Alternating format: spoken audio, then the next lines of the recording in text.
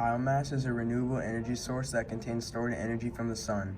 Plants absorb the sun's energy in a process called photosynthesis. When biomass is burned, the chemical energy in biomass is released as heat. Biomass can be burned directly or converted into liquid, biofuels, or biogases that can be burned as fuels. Biomass can also be converted into a biogas or into biofuels such as ethanol or biodiesel. These fuels can be burned for energy.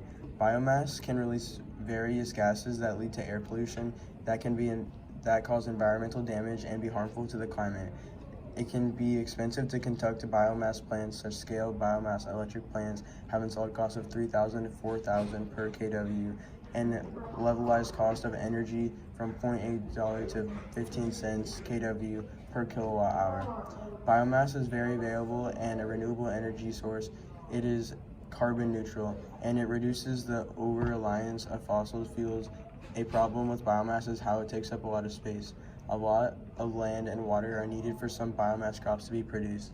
Biomass also requires a lot of storage space before being converted into energy. The economic ratio for biomass is 25:1.